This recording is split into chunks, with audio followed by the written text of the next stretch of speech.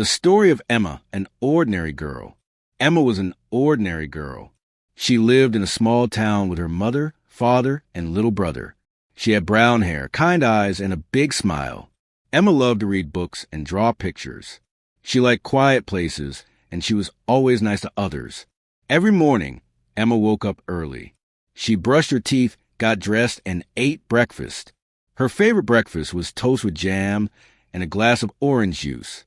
Then she walked to school with her friend Lily. They laughed and talked on the way. Emma was not the best student in her class, but she tried hard. She listened to her teacher, did her homework, and asked questions when she didn't understand something. Sometimes she got good grades, and sometimes she didn't, but she never gave up. One day, something new happened. The teacher gave the class a big project. Each student had to choose something they loved and make a presentation about it. Emma was nervous. She didn't think she was special. She didn't think anyone would care about what she had to say. Emma went home and told her parents. Her mother said, "Just talk about something you enjoy." Her father smiled and said, "Be yourself, Emma." Emma thought and thought. What did she enjoy? Then she remembered her sketchbook. She loved to draw. She drew animals, trees, houses, and even people. Drawing made her happy. So she chose to talk about drawing. All week, Emma worked on her project. She picked her best drawings. She made a small book with her pictures. She even drew a picture of her class and teacher. When it was her turn to present, Emma stood in front of the class. Her hands were shaking, but she took a deep breath and smiled. She showed her pictures and talked about why she loved to draw. To her surprise, everyone clapped. Her teacher said, "Wonderful job, Emma." Her friends told her they didn't know she was such a good artist. Emma felt proud. She was just an ordinary girl, but she learned something important that day. Everyone has something special inside them. You just have to find it and share it. From that day on, Emma drew even more. She made birthday cards for her family. She painted a picture for her school. She even helped her brother learn to draw. Emma stayed the same kind, quiet girl, but now she believed in herself. And that made all the difference. Emma's happy life at home. Emma loved being at home with her family. Their house was small, but warm and full of love. It had 2 bedrooms, a little kitchen, a cozy living room, and a small garden outside. Every evening after school, Emma came home and put her bag down. She sat at the kitchen table and talked to her mother while her mother cooked dinner. The kitchen always smelled good, like soup, bread, or rice and vegetables. Emma's mother was a good cook. She liked to hum little songs while she stirred the food in the pot. Sometimes, Emma helped her mother cook. She washed vegetables, mixed sauces, or set the table. She liked the sound of the spoons and bowls and the warm feeling from the oven. She felt happy helping her mother. Her little brother, Max, was only 5 years old.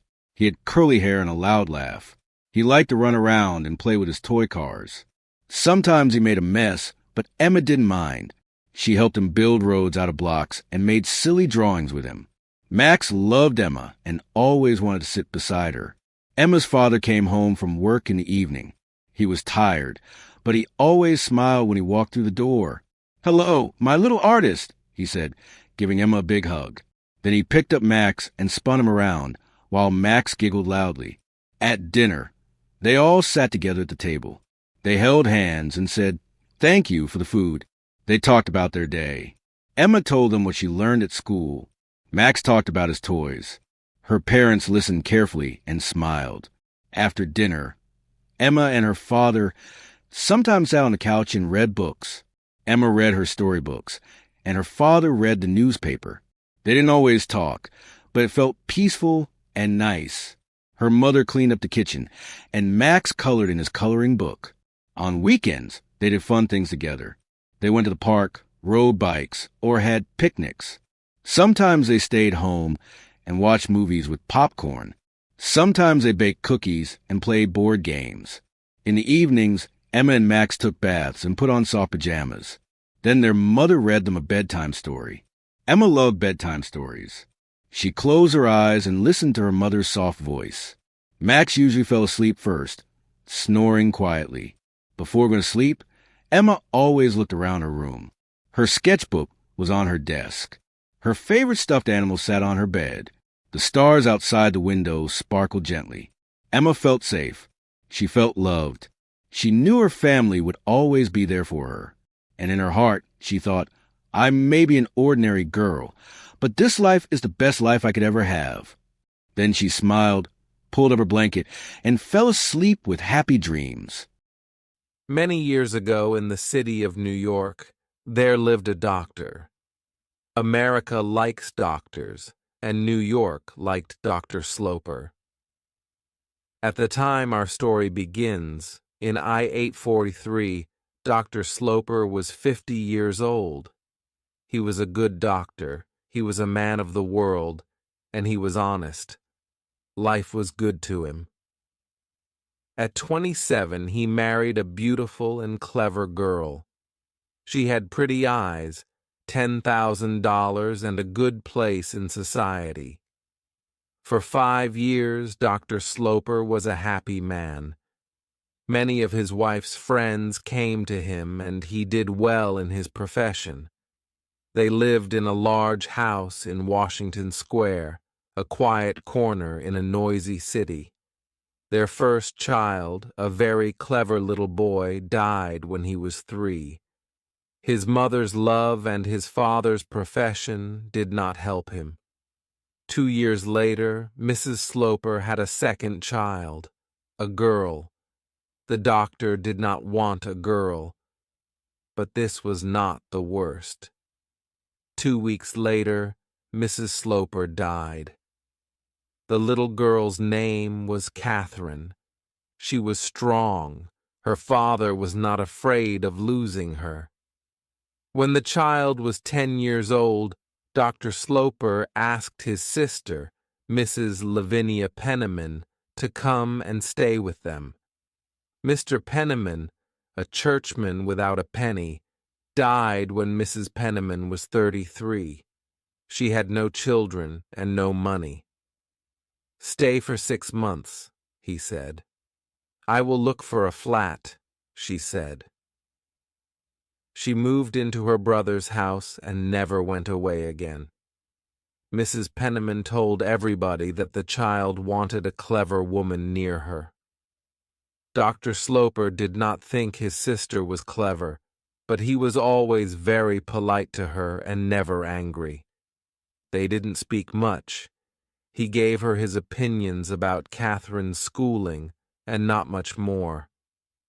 Catherine was very good and honest, but she was not pretty or clever. She was quiet. She loved her father and was very afraid of him. She was happy when her father was happy. The doctor wanted to be proud of her, but he wasn't. He was sometimes angry because his only child was ordinary. When she was 18, Catherine was a quiet young woman, but she began to wear strong, noisy colors. Dr. Sloper did not like her new dresses. He thought she was vulgar.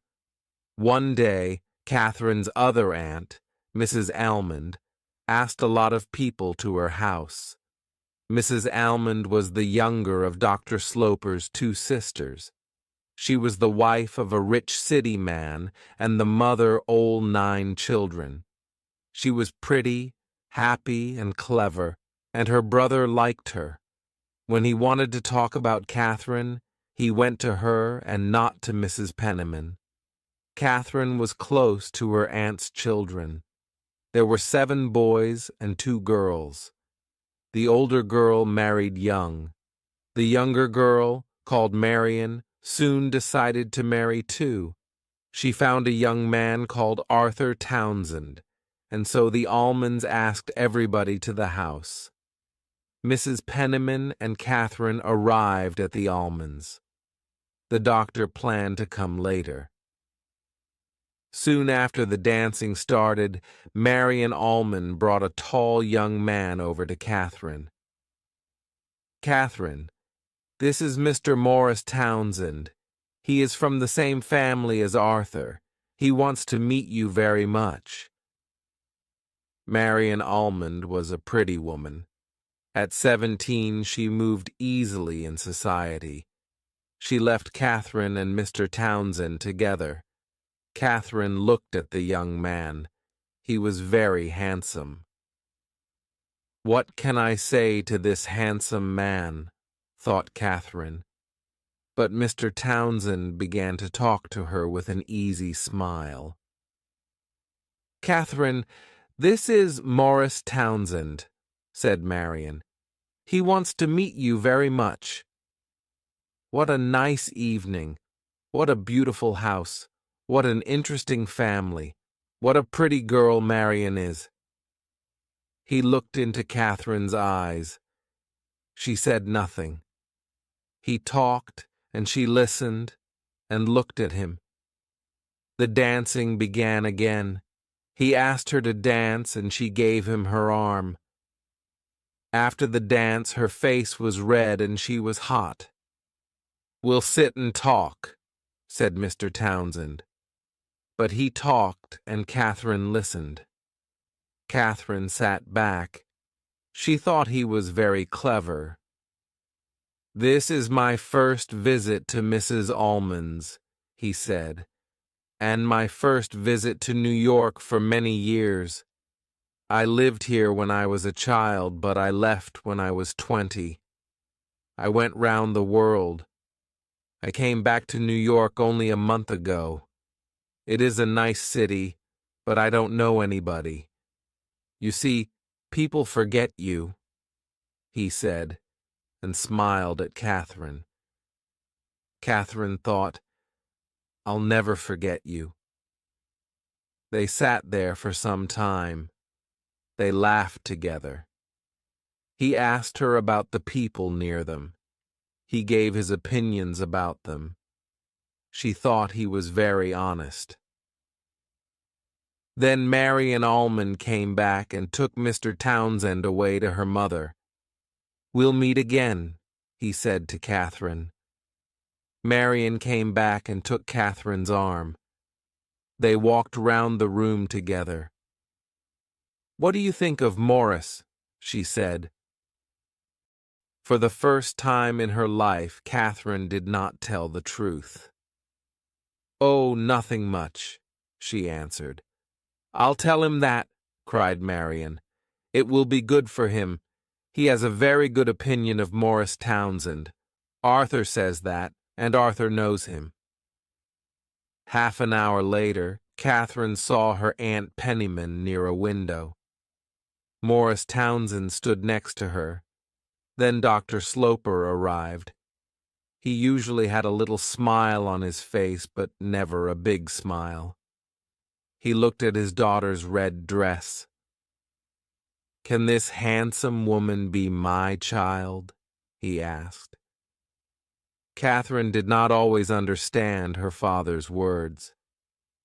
"I'm not handsome," she said quietly. "You're rich," he said.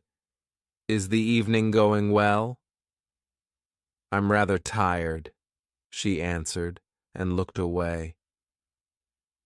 That evening was the beginning of something important for Catherine. For the second time in her life, and in one evening, she did not speak the truth. She was not tired. They drove home. Dr. Sloper spoke to his sister, Lavinia. "Who was the young man who spoke of his love for you?" "Oh, Austin," said Mrs. Penniman. She smiled. "He spoke to me of Catherine." "Oh, Aunt Penniman," Catherine cried out quietly. "He's very handsome. He's very clever," said her aunt. "He's in love with our expensive Catherine, then?" the doctor asked. He laughed. "I don't know that, but he liked her dress." Catherine did not think. My dress only? She thought what a warm and rich thing to say. "You see," said her father, "he thinks she has $80,000. In my opinion, he doesn't think of that. He's not a vulgar man, said Mrs. Penniman. The time is here, the doctor thought. Lavinia is going to get a lover for Catherine. I'm sorry for the girl. Chapter 2. A Man with No Profession. 3 or 4 days later, Morris Townsend, together with Arthur Townsend, visited Washington Square. Arthur is going to marry my sister's daughter, Marion, so the polite thing is for Arthur to visit me, Aunt Penniman said to Catherine before they came. And here they were. Arthur sat with Catherine. Morris sat with Mrs. Penniman. Catherine tried to listen to Morris and her aunt. Morris often looked over at Catherine and smiled. Then Arthur began to talk about Morris, so Catherine began to listen to him. Morris asked me to bring him. He wanted to come very much. He loves going out into society. We're very happy to see him, said Catherine. Most people like him. He's very interesting, but some people call him too clever. Now he's back in New York. Will he stay here?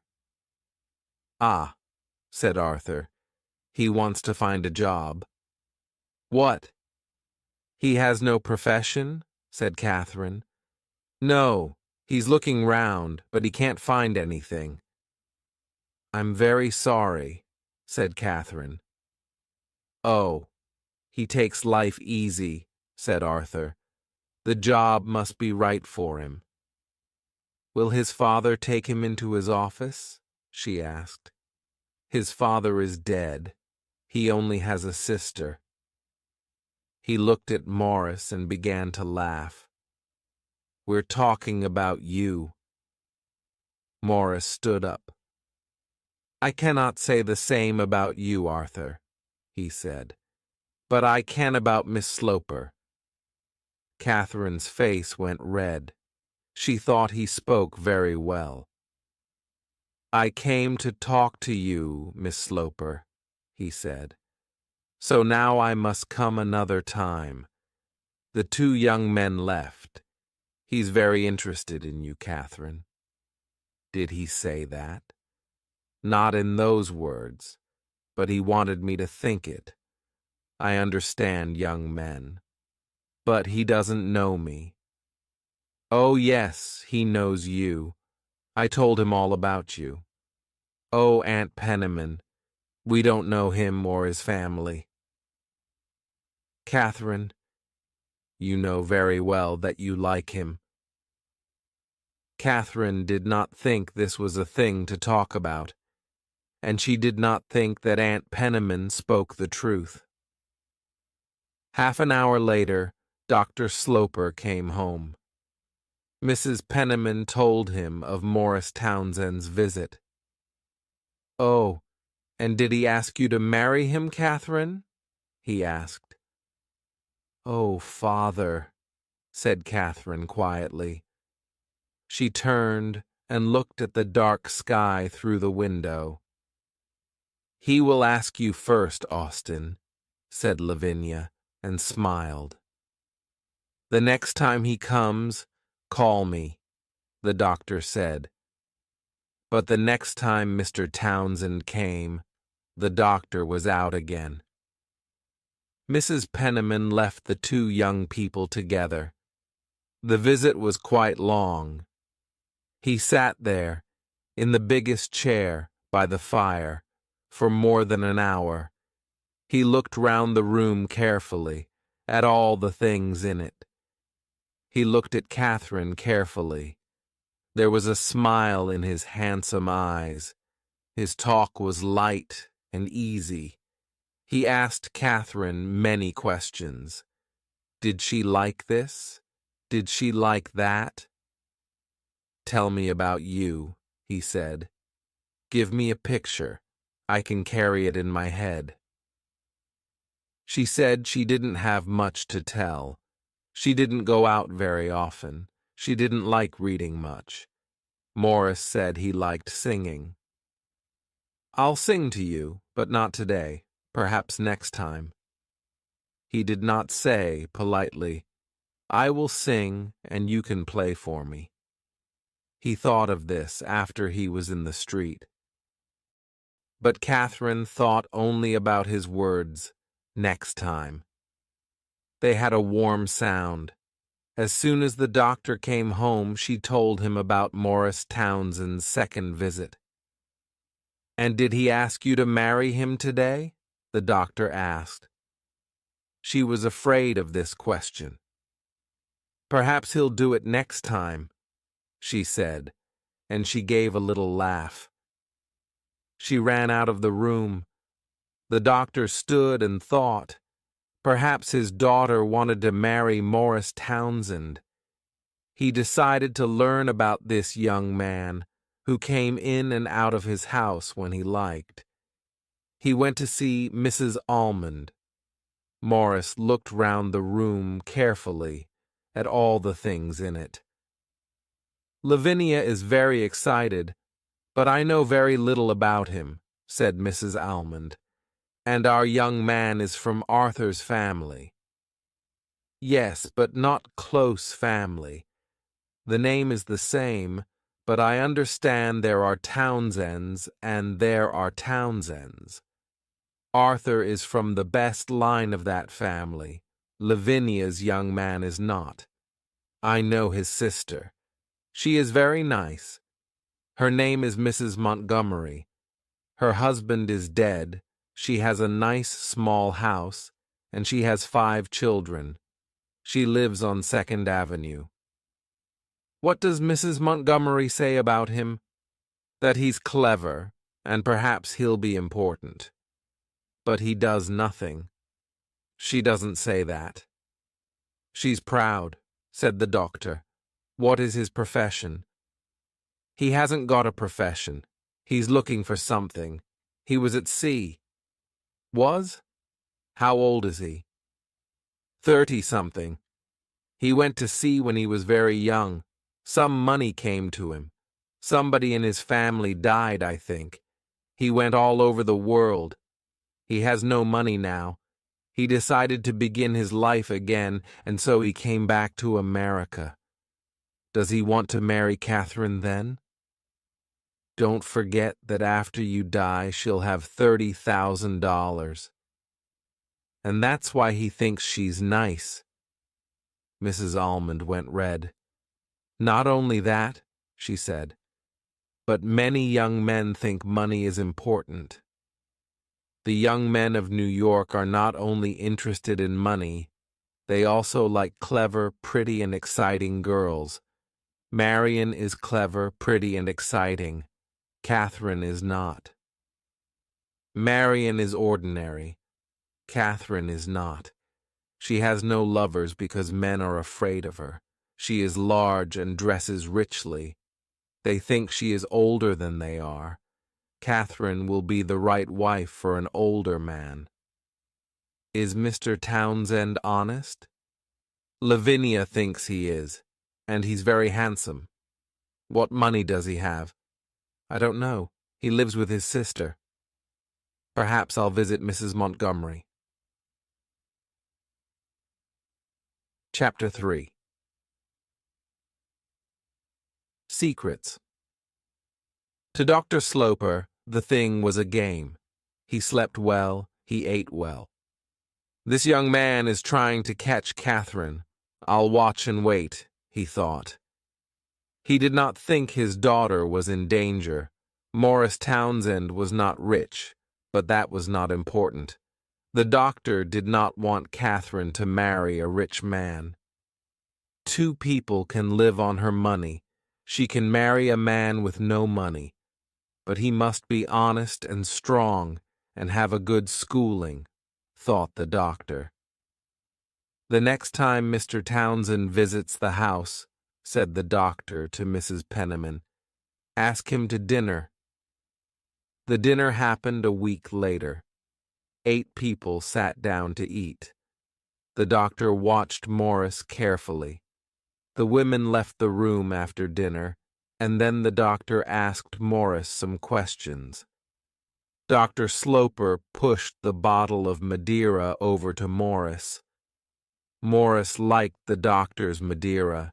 He thought a lot of bottles of Madeira was a good thing for a wife's father to have.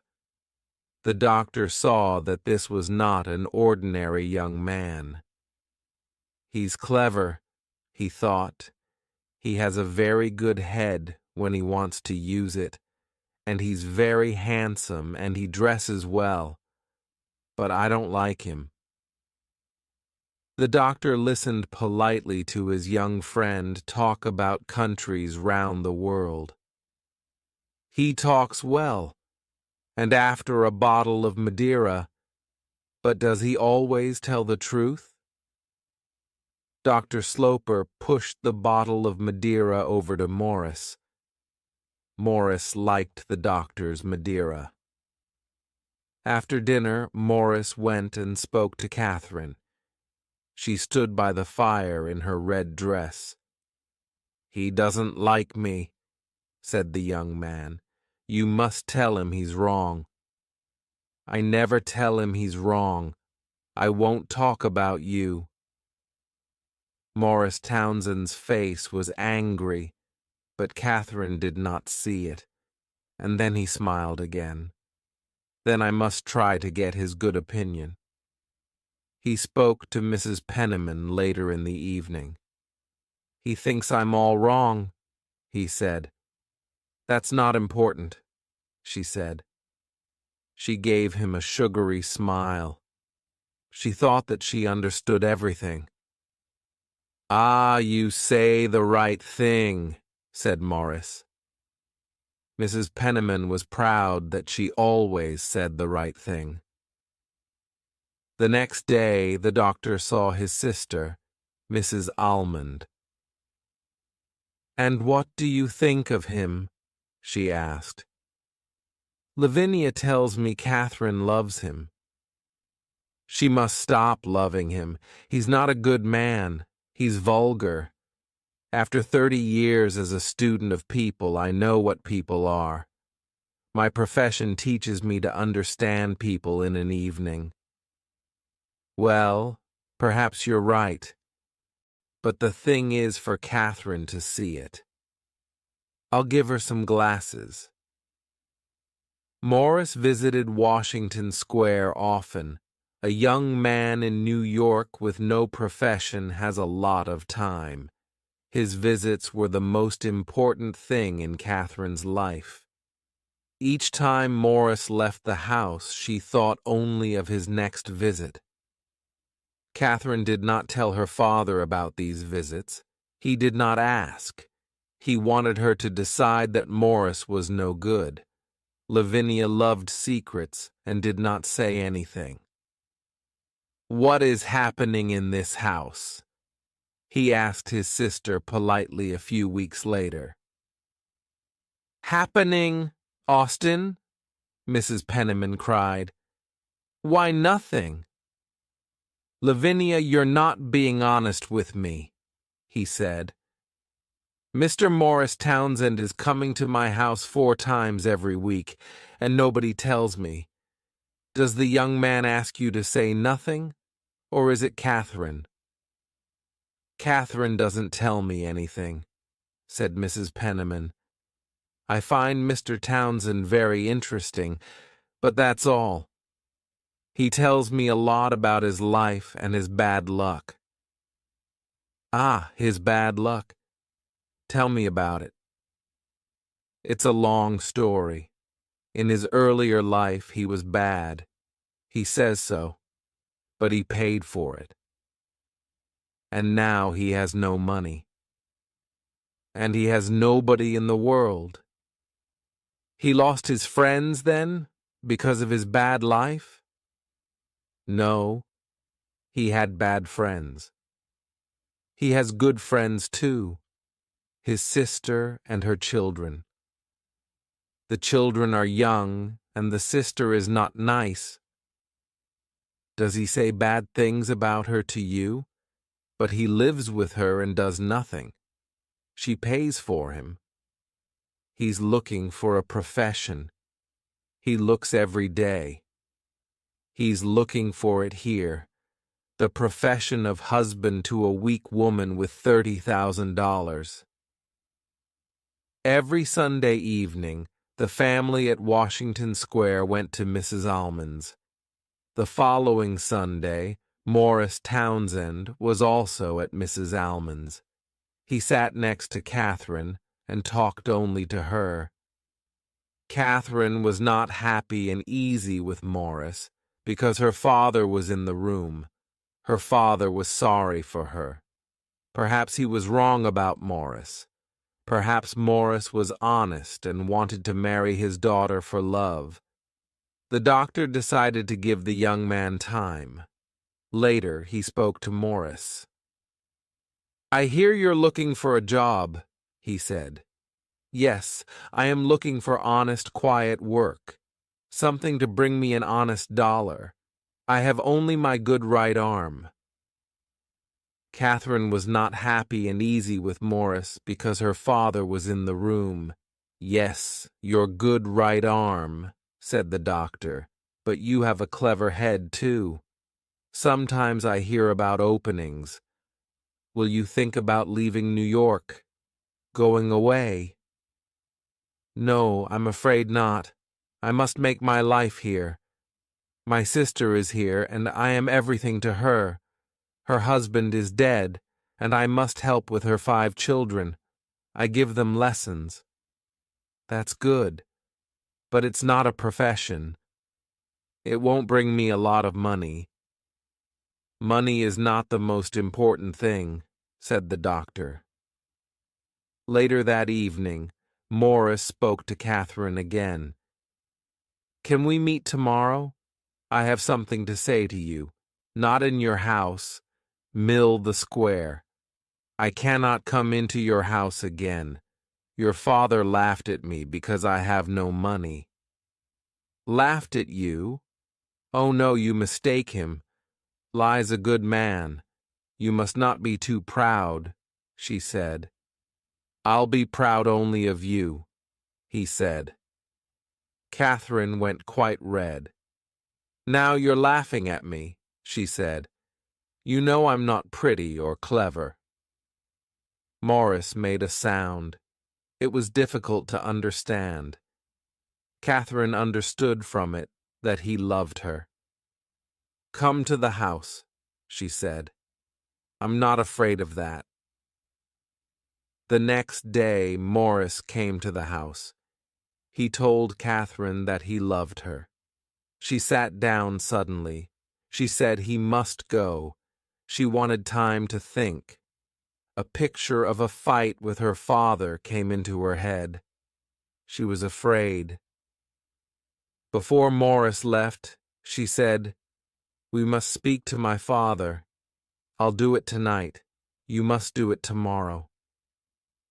Your father will tell you that I want your money." "Then I'll say that he mistakes you," said Catherine. "Other men are interested only in money. You are not." Catherine stood outside the door of her father's room for nearly half an hour. Chapter 4. For Love or Money. Catherine heard her father come home that evening. She stood outside the door of his room for nearly half an hour. Then she went in. He sat in his chair by the fire with a cigar in his hand and read the newspaper. "I have something to say to you," she began very quietly. She sat down. "I'm going to marry Morris Townsend." The doctor looked at her. "When did he ask you?" "This afternoon, 4 hours ago," she answered. Usually the man asks the girl's father. Is he afraid to ask me? You're moving very fast. He says he loves me, and I like him very much. But you met only a few weeks ago. I liked him from the beginning. I know that you're not a little girl now. but a woman. But I don't like Morris Townsend. I'm sorry that you didn't ask me first. I was too easy with you. I was afraid of your opinion. But, Father, you don't know him, she said. You don't know him. He only shows you half the man. You think he wants my money. Why do I think he's the wrong man? I'll tell you. And he smoked his cigar for a minute. I think that your money is more important to him than is right. Perhaps a clever young man will fall in love with you and not be interested in your dollars. You're an honest, loving girl. But what do we know about this clever young man? We know that he lost his money because he lived a bad life. Now, he's looking for more money to lose and he has his eye on your money. That's not the only thing we know about him, Father. He wants to do something very much. He's honest and he's good, and he lost very little money. Then he was not careful with it, said the doctor. He got up with a laugh. Catherine stood up. He put his arm round her. I'm sorry for you. I'll see Mr. Townsend tomorrow. Yes, Dr. Sloper, said Morris the next afternoon. We arrived quickly at an understanding. But then I was interested in Miss Sloper the first time I saw her. Were you interested in her before you saw her? I knew she was a beautiful girl. I'm her father and I love her very much. I'm her father, and I know that she is not a beautiful girl. I told Catherine yesterday that I do not like your plans. I'm very sorry, answered Morris. He looked at the floor. I don't want my daughter to marry a man with no money and no profession. My daughter is a weak young woman and will be quite rich when I die. I'm not interested in her money. You have my word. I want more than your word. What can I do to get your good opinion? Nothing. I do not want to give you my good opinion. But I love Catherine. I'm going to work hard. My old life is behind me. Without me, she won't be happy. I want you to break with her now, said the doctor. For 6 months, she will perhaps not like me. I can wait. She'll see that a life with you can never be happy. Ah, sir, you are not polite, Morris cried angrily. You push me too hard, Mr. Townsend, the doctor answered. Perhaps Catherine will not want to break our understanding. She won't forget me easily. I have nothing more to say. Morris left the room. But I love Catherine. I'm going to work hard. My old life is behind me. Without me, she won't be happy. Dr. Sloper decided to visit Morris Townsend's sister, Mrs. Montgomery. She lived in a pretty little red house with a pretty garden. She was a small woman with blue eyes and an honest face. At the moment, her face was a little red. She did not usually have visits from important society people. Dr. Sloper began. Your brother wants to marry my daughter. I want to learn about him. Tell me about your brother. I find talking about my brother difficult, she said. With a husband I don't like. Catherine will get nothing from me when I die. She has 10,000 from her mother and nothing more. Does Morris know this? She asked. I'll be happy to tell him. You say you don't like Morris. Why? He's a good man to talk to at a dinner, but I don't want him to be my daughter's husband. I think he's more interested in Morris Townsend than in Catherine Sloper. Tell me I'm wrong." "No, you are not wrong, but we are all interested in our lives, I think," said Mrs. Montgomery. "And he's handsome." "Some young men do as little as they can," said the doctor. "They live on the love of other people, and 99 times out of 100 those other people are women. You, my sister, Lavinia, and Catherine are all working to make an easy life for Morris." Mrs. Montgomery's eyes were suddenly wet. She moved her head proudly. "I don't know how you know this," she cried. "Now," said the doctor, "answer this. Do you give your brother money?" She answered yes. "Do you have much money?" She answered no. "Does your brother know this?" She answered yes. "I hear that your brother teaches your children." Her eyes were suddenly big and round. Oh, yes," she said quickly. "He teaches them Spanish." "Now," said the doctor, "answer this. Do you give your brother money?" She answered yes. The doctor laughed at this answer. "Spanish! That will help them. Now I know the answer to my question. Your brother lives on you." Mrs. Montgomery began to cry. "I know he's a clever man, but he's not the right man for my Catherine. You must meet her. Then you'll understand me." "Yes," she answered. "Please bring your daughter to meet me." And then suddenly, he must not marry her. The doctor went happily away with these words in his ears. Chapter 5.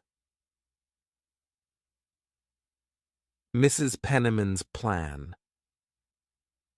Catherine did not speak about Morris to her father. After some days, he said to her, "I'm lucky to have a good daughter." "I'm trying to be good," she answered. Catherine did not see Morris at this time, but she wrote to him. A long letter of 5 pages. Morris thought it was long. She asked him not to visit for a time. Morris wrote back. He talked about his meeting with Dr. Sloper. "Your father was very angry," he wrote. "I was very polite. You must be strong. You must fight." Catherine did not like to think of fighting her father, but she did not like to think of losing her lover. She tried to think of an answer to make everybody happy. She decided to be quiet and to wait. Good fathers are always very careful about their daughters' husbands, she thought. Mrs. Penniman did not help Catherine much. She loved this little story and her place in it. She wanted Catherine to run away with Morris and marry him. She carried a picture in her head, 2 lovers, with Mrs. Penniman, marrying in a small church in a New York back street, living in a dark flat with no money, waiting for visits from Mrs. Penniman, their only friend. She wanted to put this picture before Morris. She wrote to him daily about Washington Square. She asked him to meet her in a small restaurant on 7th Avenue. When Morris arrived, half an hour late, they sat together in the darkest corner at the back of the place. This was the happiest half an hour of Mrs. Penniman's life. Morris was not happy. He listened to her, but he did not like her. He was happy to use her at the beginning, to get a foot in Washington Square. But he did not want her now. She always said the wrong thing. He was cold but polite.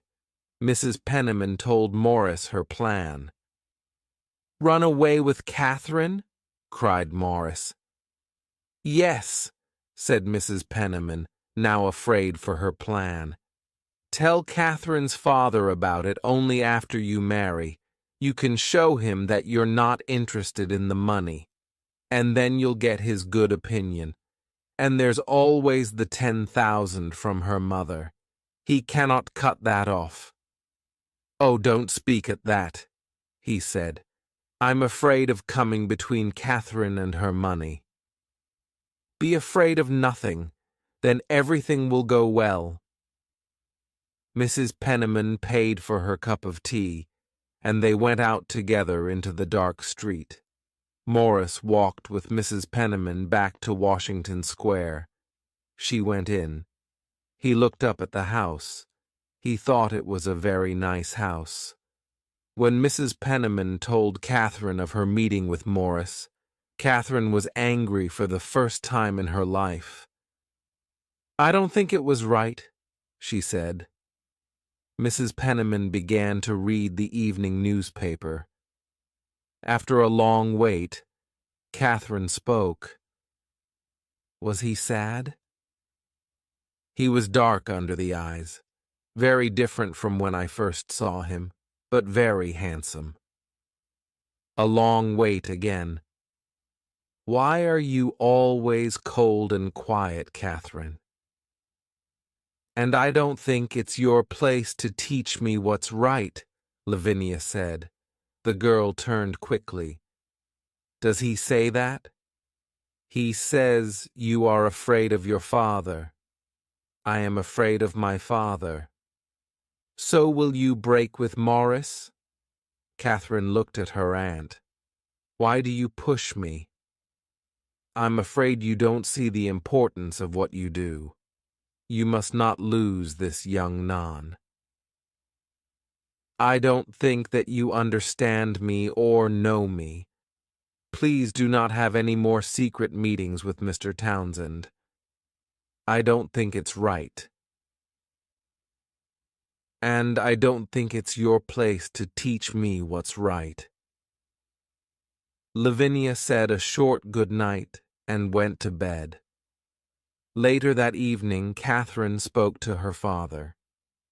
Father, I want to see Morris again. To say goodbye? Asked the doctor. No, to ask him to wait.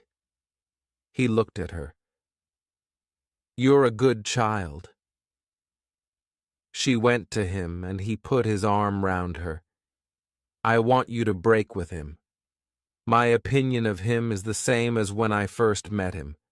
You're not happy now, I know. But in 3 months or 3 years, you can be happy again. Marry Morris, and you'll never be happy. But you can like him, said the sad child. We can wait. When I die, you can marry, the doctor said quietly. Don't say that, Father, cried Catherine. Try to like Morris. He's a good man. I never want to speak to him again. But tell him this. You marry him, and you get nothing from me. You're right to say that. We don't want your money. Say that to him. Listen to his answer and watch him. Watch for an angry face. He's never angry with me, Father, she said. Her eyes were wet. Her father pushed her out of the room and shut the door. I think I'll see him, only one more time. Then you're a bad daughter to me. This was too much for Catherine. She cried and cried. She ran to her father, but he turned away. He pushed her out of the room and shut the door. He heard her crying and knew she was behind the door. But he did not move. He was sorry for her, but there was a smile round his eyes. That night Catherine cried for many hours with Aunt Penniman's arm round her. Good, thought Mrs. Penniman. The next morning she came back into Catherine's room. Catherine was dressed, and ready for breakfast. "Don't go to breakfast, Catherine," Aunt Penman said. "You won't move your father. You must be weak and ill, not well and strong." "I must go, Aunt. I'm only afraid of being late." Catherine wrote to Morris that day. She asked him to visit the next day at a time when her father was not at home. Chapter 6. The Long Wait. Morris was more handsome than Catherine remembered. He put his arms round her. She knew that she loved him very much. "Why did you send for me?" "Because I wanted to see you," said the girl quietly. "Do you want only to look at me, or to tell me something?" He waited.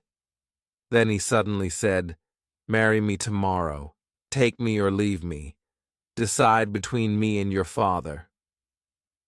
"I want you, Morris, but we must wait. We must be strong. I said to father last night, we don't want your money." His face went red, but he smiled and spoke. No, he was not angry. The money was not important. He loved her very much. "Yes," cried Catherine. "We must marry as soon as we can." She put her arms round him and closed her eyes. He left soon after. They did not decide on a day to marry. Morris wanted to think. When was the cleverest time to marry? He did not want the girl without the money. He thought about the 10,000 from Catherine's mother. That was not a good living. Not for Morris Townsend, but then it was better than nothing. Mrs. Penniman asked Morris Townsend to a second secret meeting. This time they met outside a church. "I see the thing differently from our last meeting," said Mrs. Penniman. "Every time I see you, you say something different." "My head is never quiet. I don't think you can marry Catherine now. My brother says he's going to throw me out of the house. You know I'm not a rich woman. But Catherine says we must marry now in secret. How can I get out of it now? Catherine loves you very much. You can do anything with her. You can say you must wait." "Ah," said Morris quietly. Catherine's days were long at this time. Her father never looked at her or spoke to her. This was his plan. He waited for Catherine to speak first. "I think that Morris and I will marry," she said one day. "When? In the next 4 or 5 months?" he asked. "I don't know, father," said Catherine. "We cannot decide." "Then wait for 6 months. I'll take you to Europe. I want you to come with me." Catherine was happy to say yes to her father. Mrs. Penniman asked Morris Townsend to a second secret meeting. This time they met outside a church. Dr. Sloper did not ask Mrs. Penniman to go to Europe. She wanted to go, but she did not show it. "Washington Square is going to be nice and quiet," she said to Mrs. Almond. Catherine met Morris before she left. Ty asked questions. "Do you want to see all those famous things over there?" "Oh, no, Morris," said Catherine quickly. "What is this woman interested in?" thought Morris. "Father thinks I'll forget you," said Catherine. "But I won't. He'll be angry with me." "Yes, I think you're right. But the visit to Europe is a good thing. He wants you to go and he'll be happy," said Morris. "I don't want you to lose your money. Not for me, but for you and your children. When you're in Europe, decide on a good time and place. An evening in Venice. and then perhaps you can move your father. Ask him to say yes, you can marry Morris. Catherine thought this was a clever plan. Europe was very interesting to Dr. Sloper, so they stayed for 12 months, not 6. Mrs. Penniman lived well in Washington Square, and so did Morris Townsend. Mrs. Penniman liked to ask him to tea. He had his chair, a very easy armchair, by the fire in the back sitting room. He drank the doctor's Madeira and smoked his cigars. In the first 6 months that Dr. Sloper and his daughter were in Europe, they never spoke of Morris Townsend. Catherine followed her father quietly and politely through the mountains of Switzerland and the buildings and pictures of Italy. She gave no opinion about any of these places or things, and her father did not ask for it. She was not a thinking woman. One day, father and daughter were in a quiet place in the Alps. The driver took their bags on, and they walked together a little. Cold red light washed over the sky. Next to the mountains, the two people were very small, but they were not afraid.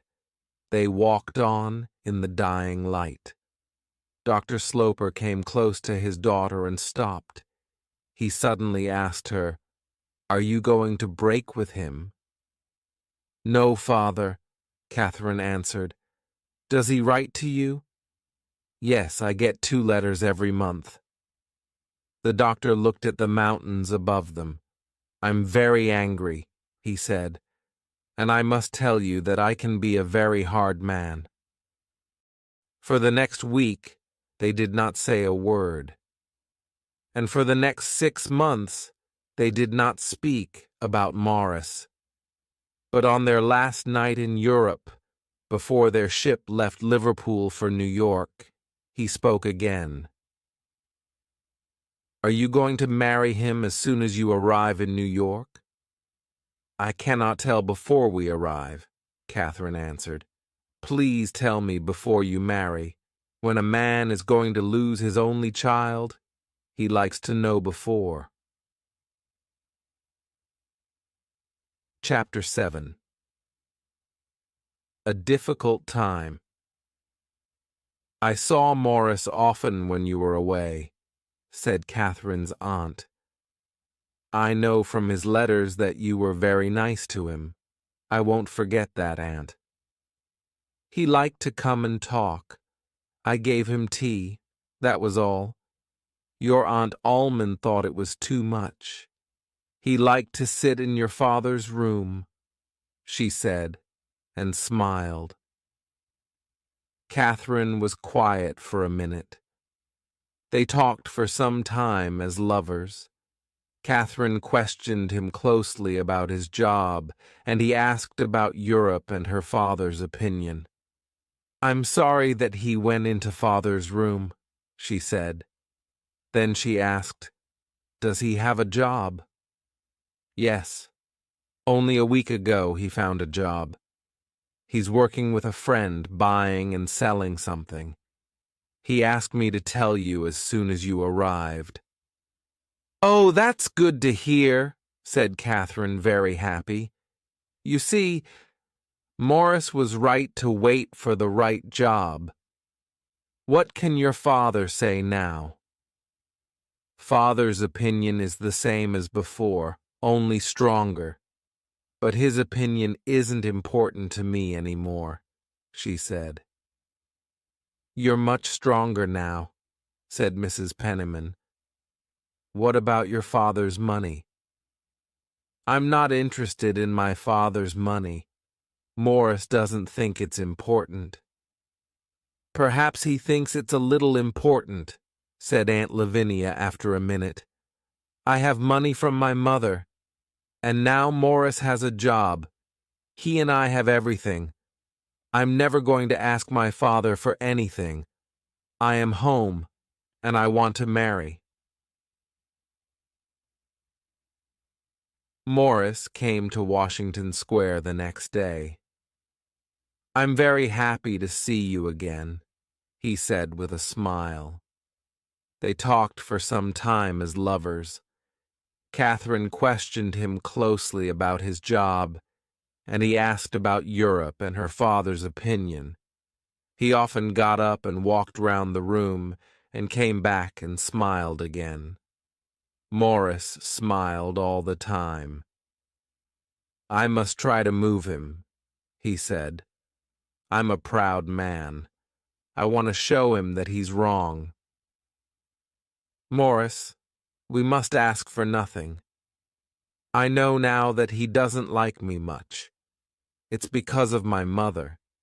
She was very beautiful and I'm not. He's always thinking of her. Aunt Penniman told me that." Morris was angry. "What a difficult family." "You must be nice to me, Morris. You must always like me." Morris said, "I will." It was not difficult to say. The doctor spoke to Mrs. Almond. "I know of his visits to my house. I can see where he sat in the chair by the fire." "His plan is to take anything," said Mrs. Almond. "He lived on Lavinia for a year." Mrs. Penniman wrote to Morris. She wanted to see him. Morris angrily threw her letter into the fire. She wanted to come to his office. He said no. His office was very difficult to find. They met for a walk. Mrs. Penniman had nothing new to say, but Morris had something to say. "I know the doctor is the same. He's never going to give us anything. Don't talk to me about him. The fight is finished. I'm the loser. I'm not going to marry Catherine. Morris, she loves you very much. Do you know that?" "No, I don't. I don't want to know. You must be a good friend to her. The doctor can help you." "The doctor! He'll say, 'I told you. He was no good.'" Morris went very red. "You can tell her that I don't want to come between her and her father, and I don't want her to lose her money because of me." "You're very clever with words," said Mrs. Penniman. "I must do something very clever with my life next," he said. "This is not clever at all." Morris came to see Catherine. He said suddenly, "I'm going away to New Orleans. I'm going to buy some coffee." "Take me with you," said Catherine. "No, it's a dirty and dangerous place. People get ill there." "Then you must not go. When people are going to marry, buying coffee is not important. Think about me, not coffee. We must not wait too long." She spoke strongly, her hands on Morris's arm. Was this the time to break with Catherine? "I don't like this noisy Catherine. I like you when you're quiet," said Morris. "But I don't ask much of you. When are you coming again?" "Saturday," he answered and smiled. "Come tomorrow. I'm very quiet now. Please, tomorrow." "I said Saturday," he said, but did not smile this time. "Tomorrow, I'll be in the office." She looked at his hard, cold eyes. "Morris," she said quietly, "you're going to leave me." "Yes. I'll write to you." "That's better." "Morris, I gave up everything for you," she cried. "You can have it all back." "Morris, why are you doing this now? What is different?" "Wait for my letter." "Ah, you're not coming back." He got away from her and closed the door behind him. Chapter 8. After the dance. Catherine cried all day and sat up all night. She waited for Morris to come to the house. He did not come. He did not come the next day. He did not write. Catherine wrote a short letter to him. "Morris, I'm sorry and I don't understand. You're killing me." No answer. The doctor watched all this happening. After a few days, he spoke to his sister, Lavinia. "The story is finished," he said. "I'm very happy to be in the right." He put his hands together, jumped up, and laughed. "Ha! I knew it." One Sunday afternoon, Catherine came back from a walk. Her face was red and her eyes were wet. One Sunday afternoon, Catherine came back from a walk. Her face was red and her eyes were wet. Mrs. Penniman questioned her closely and learned that her walk was to Mrs. Montgomery's house on 2nd Avenue. There she heard that Morris left New York some days before. 2 days later, a letter arrived from Philadelphia. The writer did not want to come between Catherine and her father or her father's money. He wanted her to be happy and to stay friends with him in the years to come. He was sorry.